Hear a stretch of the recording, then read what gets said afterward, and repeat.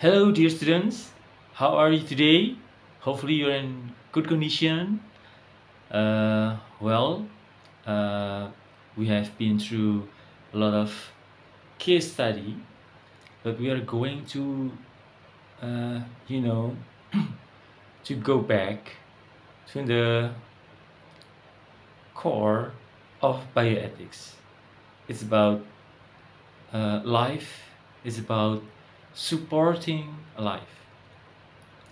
The problem is when you are predictably will be having a bad life in the future. What will you do? Are you still living, or you prefer die? That's the problem of life, right? Will we continue our life, mm, even though it is risky life, like we have a severe disease, or we having a severe troubles, or we choose to stop our life? Okay, here we go. It's about case study 27, claim of wrongful life. We will talk about case study 27 from bioethics book.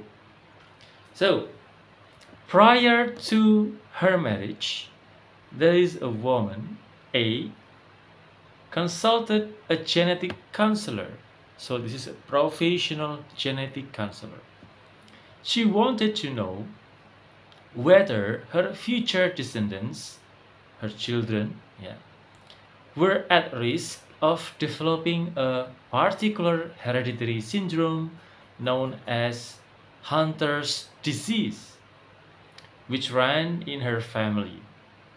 So she has family which recognized to have a Hunter's disease syndrome.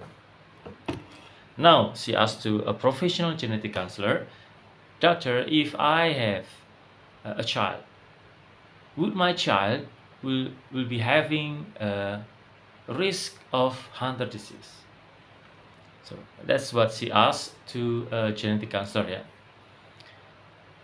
If she were to discover that her descendants were at risk, she was determined not to give birth to boys, as the disease primarily affect males. So statistically, males are more risky to have Hunter's disease than female. Now, due to negligence in carrying out the tests or in interpreting the results, so she was having a test, and then the genetic counselor having opinion. So due to negligence in carrying out the test or in interpreting the results, the genetic counselor determined that there was no risk of A's descendants being afflicted with the disease. Based on the consultant's opinion, A chose to become pregnant and gave birth to baby boy with Hunter's disease. Now we know that actually, unfortunately, the genetic counselor has the wrong diagnosis. So A became pregnant and gave birth to baby boy with Hunter's disease. The disease severely damages his physical and mental development.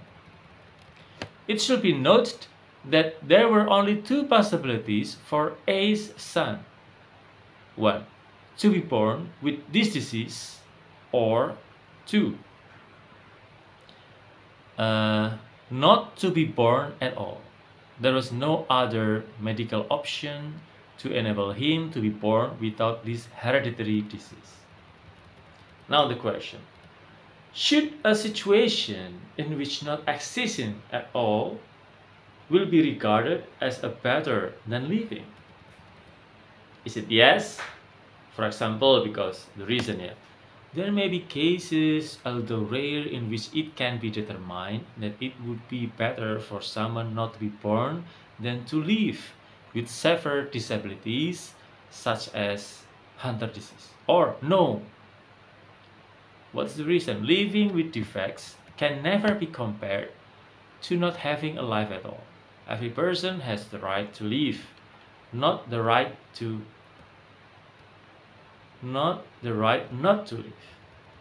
So every person has the right to live, but yeah, we know that not every person has what not the right to die, right? There can never be a situation in which not existing is preferable to living with defects. So, what is your answer? Should the wife here uh, carry the child with Hunter disease or not? Okay, I will wait for your answers. Good luck.